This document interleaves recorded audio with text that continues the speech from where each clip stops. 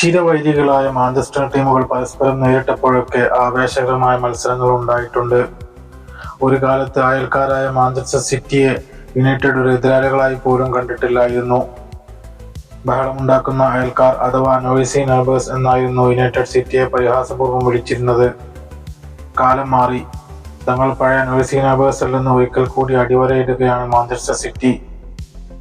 ഇന്നലെ വെംബ്ലിയിൽ നടന്ന FA community shield മത്സരത്തിൽ പെനാൽറ്റിയിലായിരുന്നു മാഞ്ചസ്റ്റർ സിറ്റി യുണൈറ്റഡിനെ കീഴടക്കിയത്. ആദ്യ 11-ൽ നിന്നും ഡിബ്രൂയ്നെ, ബെർണാഡോ സിൽവ, റോഡ്രി തുടങ്ങിയവരെ മാറ്റി നിർത്തിയാണ് സിറ്റി തുടങ്ങിയത്.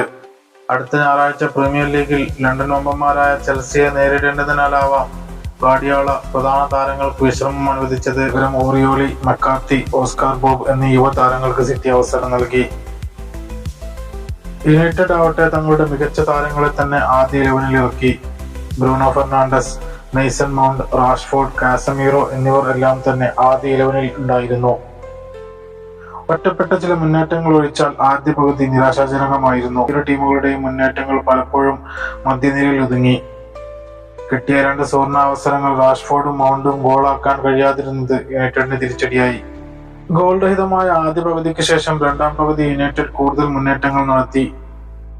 74-ാം മിനിറ്റിൽ ഗോളി മാത്രം മുന്നിൽ നിൽക്കെ കിട്ടിയ സുവർണാവസരം റാഷ്ഫോർഡ് പുറത്തേക്കടിച്ചു. 82-ാം മിനിറ്റിൽ സിറ്റി ബോക്സിലേക്ക് ഓടിക്കയറി 2 സിറ്റി പ്ലെയേഴ്സിനെ മറികടന്ന് ഗർനാച്ചോ തൊടുത്ത ഷോട്ട് എഡേഴ്സനെ കീഴടക്കി സിറ്റി വലയിൽ കയറി. യുണൈറ്റഡിന് ലീഡ്. യുണൈറ്റഡ് വിജയത്തിലേക്ക് എന്ന് കരുതിയിരിക്കെ 88-ാം മിനിറ്റിൽ യുവതാരം ഓസ്കാർ ബോബ് ഉയർത്തി നൽകിയ പന്ത് മനോഹരമായൊരു ഹെഡറിലൂടെ ഗോളാക്കി ബെർണാഡോ സിൽവ സിറ്റിയെ ഒപ്പം എത്തിച്ചു. രണ്ടാം പകുതിയും സമനില ആയതോടെ കളി പെനൽറ്റിയിലേക്ക് നീങ്ങി. യുണൈറ്റഡിന് വേണ്ടി ആദ്യം കിക്കെടുത്ത ബ്രൂണോ ഫെർണാണ്ടസിന് പിഴച്ചില്ല. സിറ്റിക്ക് വേണ്ടി ആദ്യ കിക്കെടുത്ത ബെർണാഡോ സിൽവയുടെ ഷോട്ട് ഒരു മുഴുവൻ നീള ഡൈവിലൂടെ ഒനാന തട്ടിയകറ്റി. വീണ്ടും യുണൈറ്റഡിന് ലീഡ് നേടി. എന്നാൽ 4-ാം കിക്കെടുത്ത ജെയ്ഡൻ സാഞ്ചോയുടെ ഷോട്ട് എഡേഴ്സൺ തട്ടിയകറ്റിയതോടെ വീണ്ടും ഇരു ടീമുകളും ഒപ്പത്തിനൊപ്പം എത്തി. സകണ്ടത്തിലേക്ക് നീങ്ങിയ മത്സരം യുണൈറ്റഡിനായി 8-ാം കിക്കെടുത്ത വെറ്ററൻ താരം ജോണി ഇവൻസിന്റെ കിക്ക് ക്രോസ് ബാറിന് മുകളിലൂടെ പറന്നതോടെ സിറ്റി മുൻതൂക്കം നേടി.